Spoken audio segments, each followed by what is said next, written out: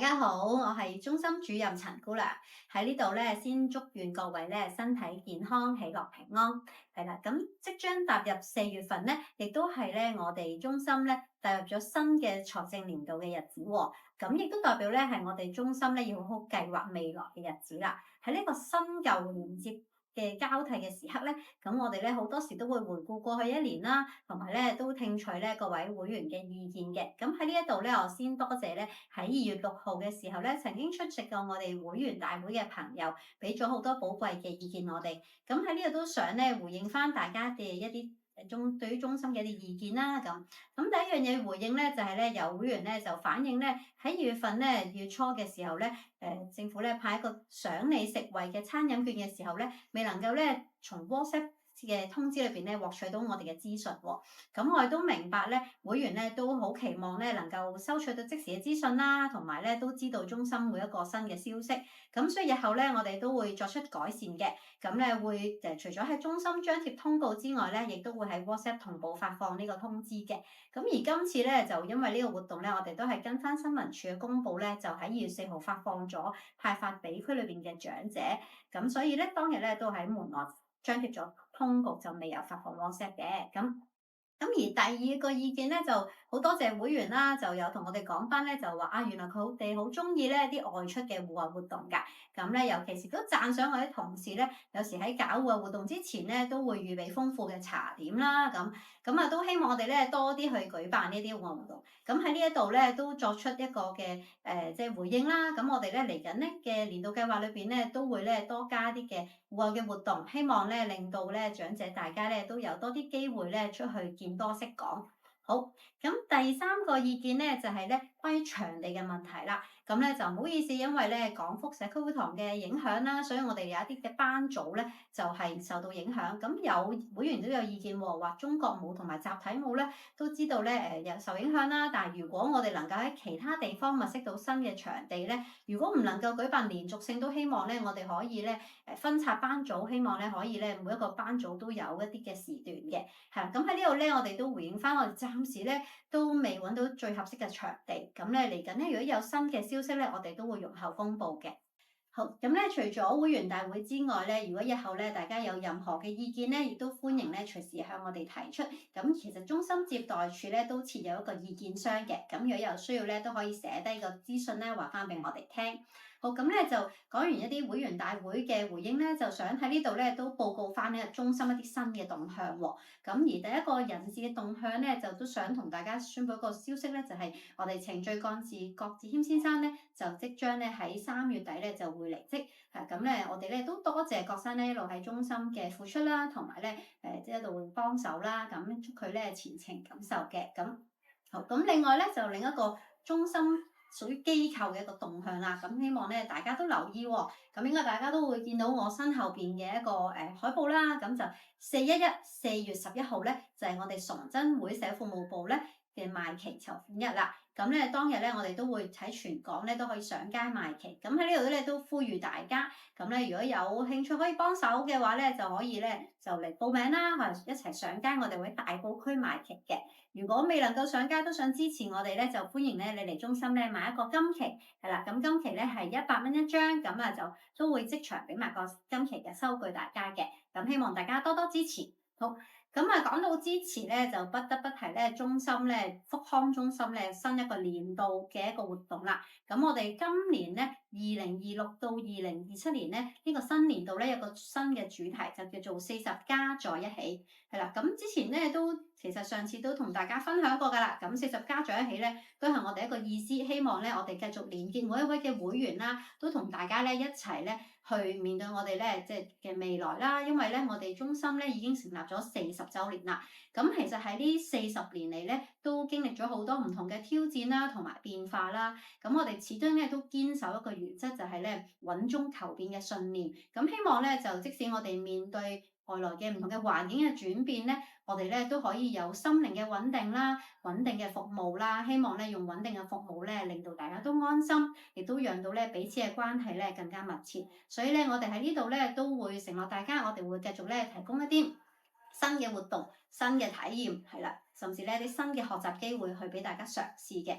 咁我哋咧都喺度報告一下啦。其實咧第一個投票嘅活動咧，我哋都率先咧喺3月6號到3月8號咧舉辦咗一個叫做40家在一起之福康關懷探訪。咁咧其實就係由嘉利集團同埋周大福集團嘅義工咧，就為我哋廣福村嘅長者咧就送上一啲溫暖啦。咁就探訪咗獨居同埋雙老嘅長者嘅。咁咧都希望咧為廣福村咧帶嚟一啲溫暖嘅氣氛。咁之後咧都會陸續咧有唔同嘅40家在一起嘅活動咧會推出。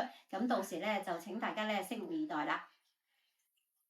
喺呢度咧，想提醒大家咧，唔知道咧大家續咗會未喎？如果咧你過去係我哋嘅會員啦，2025至26年度嘅會員朋友咧，就記得喺今年咧6月30日之前咧就嚟中心續會，因為咧我哋今年咧有一個特別嘅安排，就係咧會免續會費1年嘅，係啦。咁啊，如果你係新入會嘅話嘅朋友咧，咁我哋仍然都會收翻21蚊嘅會費嘅，咁就留意翻啦。咁另外咧都想咧介紹翻一啲活動俾大家啦。咁咧第一個活動想介紹咧就係頭先提過啦，我哋會增加多啲外出嘅活動啦。咁嚟緊4月份4月24號咧，我哋咧有恩象基金嘅即係嘅邀請啦。咁我哋就有一個長者加油嘅音樂會，咁就會係咧當日24號星期五晏晝2點半到4點半咧，就喺北角基督教國際神召會嗰度咧就會有一個音樂會嘅，係啦。咁如果有興趣嘅朋友咧就可以填翻個抽籤飛。咁不過記得咧，因為嗰度咧做場地問題，我哋都希望咧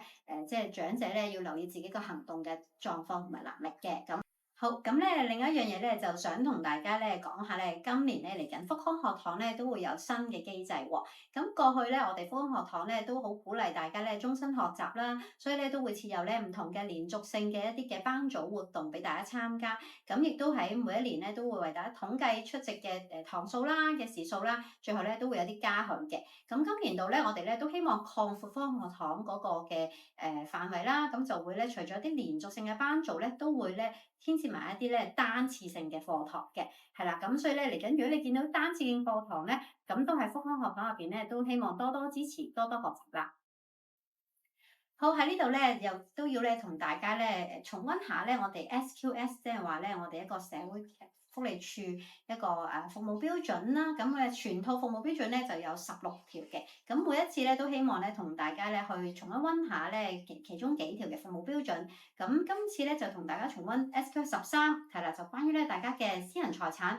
咁咧都想提醒大家咧，中心咧本身就冇設置一啲私人嘅即係 locker 或者佢哋儲物嘅地方啦。咁所以咧就要敬請大家咧好好保管自己嘅私人財物啦。咁如果有任何遺失唔見咗咧，就要盡快同我哋嘅職員求助都可以嘅。係啦，咁跟住咧就係 SQS 14啦。14咧就係想提醒大家咧，要好保護自己嘅私隱啦，同埋咧保密嘅原則嘅。咁我哋中心咧喺提供服務嘅時候咧，都會咧跟住呢個保密嘅原則去工作啦。咁咧亦都係有受到個人嘅私隱嘅條例嘅限制啦。咁樣咁。如果咧大家咧都留意到咧，我哋中心咧都有一啲嘅閉路電視嘅系統嘅，咁咧亦都張貼咗一啲告示喺度噶啦，咁已經。咁SQS 15啦，15咧就係講緊咧處理啲意見、投訴或者讚賞。咁其實頭先都同大家提過噶啦。咁如果有任何嘅意見咧，都歡迎隨時向我哋提出。咁每年嘅會員大會咧亦都歡迎大家參加嘅。好，咁最後咧就係SQS 16啦。16咧就係講緊咧就保護大家免受侵犯嘅。咁我哋機構咧都一路咧都採取咧一啲合理嘅步驟咧，就確保咧服務使用者咧係免受侵犯。咁如果有任何人士咧有呢一方面嘅查詢咧，可以隨時向我哋嘅社工聯絡嘅。咁如果有任何關於 SQS 任何嘅服務嘅資料想知道咧，都可以向我哋職員聯絡嘅。好，我哋咧每一次咧都想同大家咧分享一下咧啲新聞嘅資訊嘅。咁咧就最近咧有一個新聞咧，唔知大家有冇留意到？應該咧都同全香港嘅人咧就息息相關。咁咧就係關於咧嚟緊2026年啦，咁已經開始咗咧做一個人口普查㗎啦。咁根據政府嘅統計處咧，就都發放咗一啲嘅消息，我哋都張貼咗佢哋嘅海報啦。咁咧就因為今年度咧就會做人口普查，咁咧都會係一個抽樣嘅選出一啲嘅全港1成嘅住戶啦，去參與呢個人口普查。如果咧你被抽中咗咧，你係會收到收信嘅通知嘅。咁因為咧都想喺度提醒長者啦，人口普查嘅問卷咧就唔會要求你哋提供一啲敏感嘅資料嘅，例如係身份證啦，或者係財政嘅狀況啦，銀行嘅儲存嘅戶口嘅資料，呢啲都唔會要求你哋提供嘅。咁咧就主要係6個範疇，就係咧出生嘅年月啦、性別啦、教育程度啦、收入、居所同埋樓面面積，呢啲就會係人口普查嘅問卷內容嚟嘅。咁如果你話都有機會咧，都有一啲人到訪喎，其實你應該係會事先收到一啲資訊嘅。咁亦都提醒大家啦。咁如果到訪嘅訪問員咧，其實佢應該係身穿咧灰色嘅背心制服，係啦，亦都有一個統計員嘅身份同埋統計處簽發嘅證書嘅。咁所以咧，大家咧要識別到一啲係真係即係冇一啲可疑嘅人物啦，先至咧俾佢哋去進入去做呢個調查啦。咁如果有任何疑問咧，都可以咧打翻去政府嘅熱線電話嘅。咁如果有任何問題咧，都可以嚟翻中心同我哋查詢翻。咁多謝晒大家。好，呢度同大家講聲拜拜。